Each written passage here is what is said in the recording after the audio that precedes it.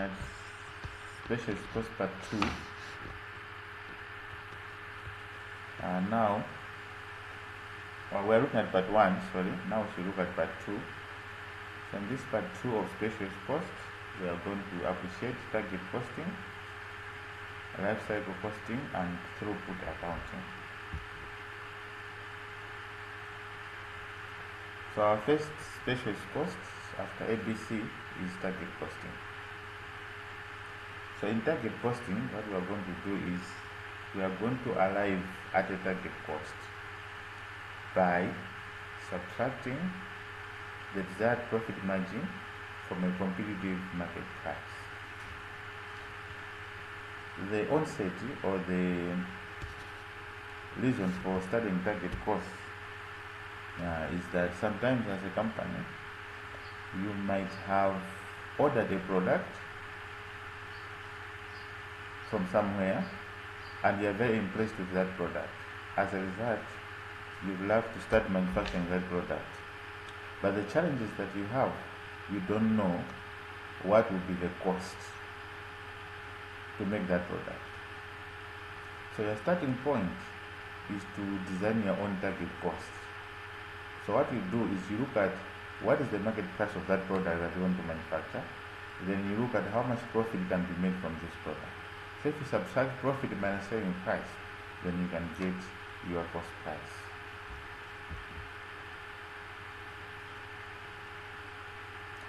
So various companies can use target costing throughout the world. We have Sony, we have Toyota, we have Swiss watchmakers. These are companies that make wristwatches. They also use target costing.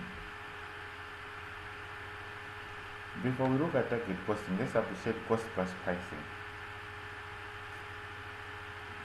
Cost plus pricing, what happens is that first of all, you know the cost of the product. So in cost plus pricing, you add profit to the cost of the product, then you arrive at the same price. So in this case, the cost of a CD is $14, and the profit that you're going to make from that CD, the profit markup, which is a percentage of your selling price, of your cost price, is 5. It means the selling price will be 14 plus 5, which is 19. That's how cost pricing works. So target costing will work in opposite. You have your market price, you subtract what profit you're expecting, then you get your costs. What's the challenge of cost plus pricing? So this ignores the price that customers are willing to pay. You don't really know whether customers can pay. It ignores prices charged by competitors. It just focuses on your own price as a company. And there is little incentive to control the costs. So you're not really interested in controlling the costs. Incentives are not enough.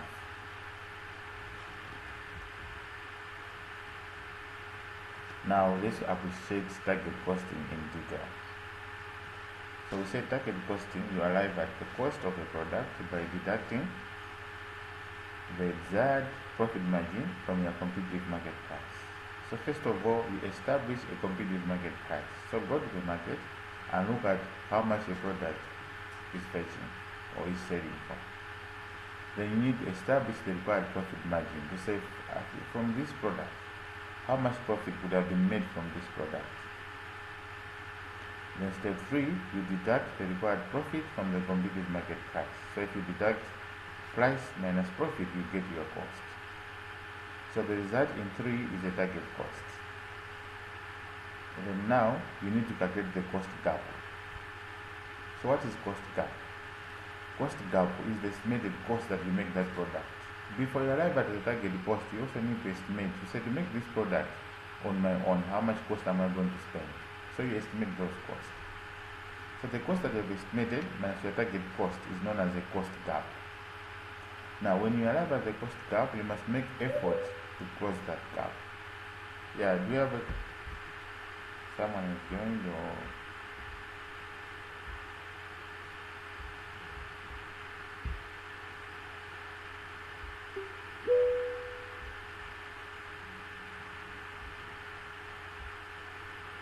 Alright.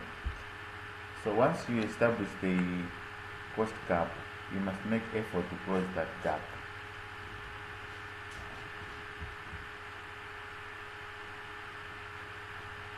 Let's illustrate on this example on how to calculate a cost gap or a target cost. So we have said Agba Limited has started the manufacture of MB powder. The market price charged by competitors is $60. Agba requires a profit margin of 20%. The cost estimated to manufacture the product is $52. So required demonstrate the target costing methodology. So let's demonstrate how this will work. So number one, what's the market price? We are told that the market price is 60. Then what's the profit margin? We are told that the profit margin is how much? 20%. So 20% of 60 is 12. Then you can calculate the target cost. The target cost will be 60 minus 12 for the 8. Then now you need to find the cost gap. So cost gap is the cost that we've estimated minus your target cost. So we have 4. We want to focus on the 48. So it means we have to close the gap so that the cost is exactly 48. So how do we close the gap? That's where we're going to.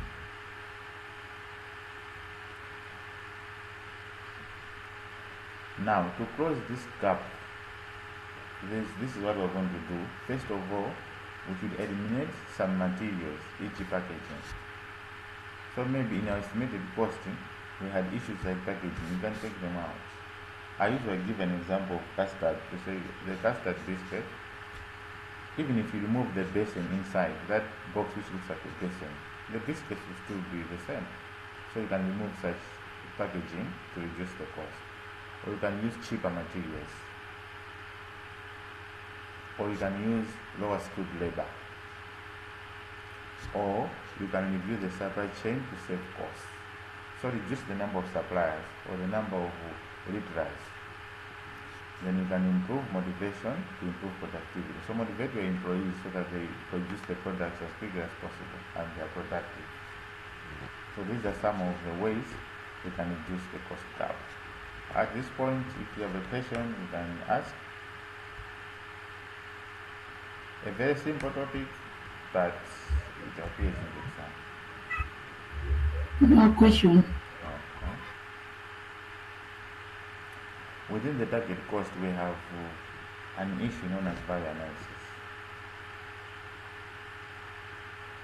So in value analysis, we allow the product that we have, the product that we have manufactured, to be subject to evaluation by a group of specialists. So the product we have manufactured, we allow specialists to examine that product. So we call that as value analysis. So the value analysis, what it aims to do, is seeks to close the cost gap, such as reducing product feature. As we looked at before, we said packaging is one of the ways you can reduce the cost gap.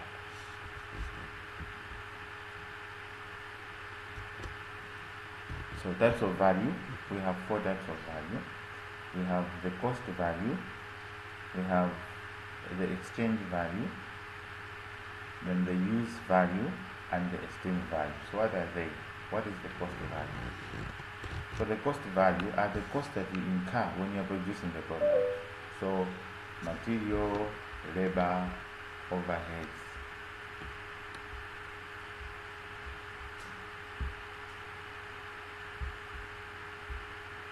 Welcome, Alex.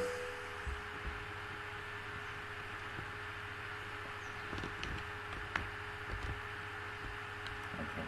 So the cost value are the cost that you incur when you are trying to manufacture a product, such as material, labor, packaging, and so on. Then exchange value. Exchange value is the price that your consumers or customers are willing to pay to get your product. So if the customers are willing to get your product, whatever they pay in exchange of your product is known as exchange value. Then use value. Use value is when your product is performing the intended purpose. In simple way, if you buy a motor vehicle, you expect it to you expect to use it for ferrying purposes or for transportation. So if it's able to achieve that, we call it as the use value. Then the esteem value is relates to the status or regard associated with the ownership. So what we mean is, if you use that product, are you happy with it? Are you comfortable in using that product? Or as the owner, how do you see that product? So you feel proud of yourself to say, I think I've manufactured the best product. So that's the esteem value.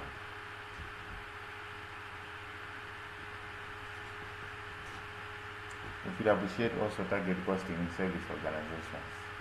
So in service organizations, there are key issues to consider. You need to look at the market needs. So what do people need?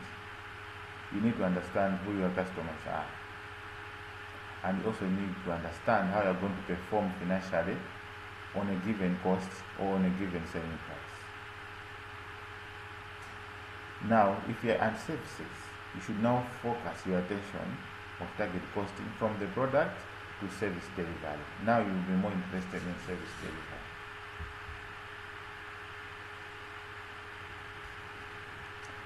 Problems of target costing in service industries.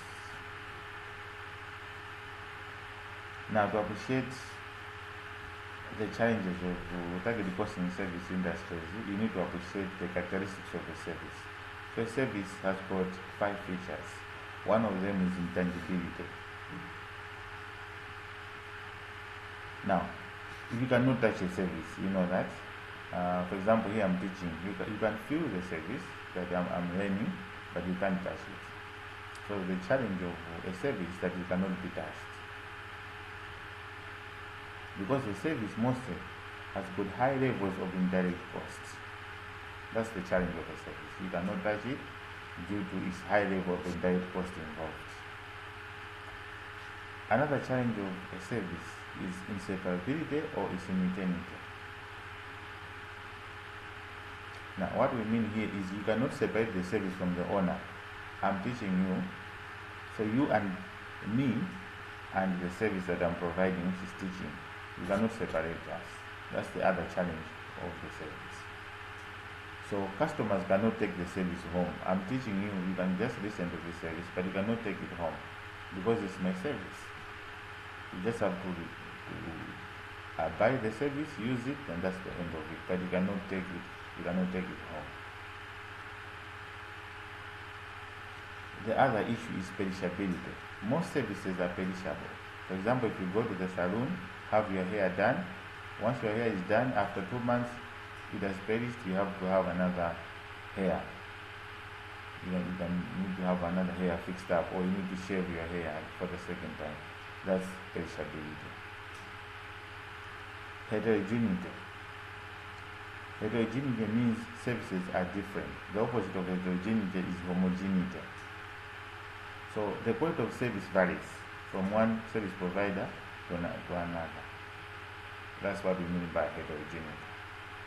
Then there's no transfer of ownership. If I provide you with a service which is teaching, you cannot transfer the ownership from me to you. It's not possible. The service does not result in the transfer of property or the transfer of ownership. So those are the 5 characteristics of services which we have to appreciate. Alright, at this point, do you have questions? Anything on the target costing, because we just have to learn. Next time it will be practicing questions. So any question on target costing before we go to question?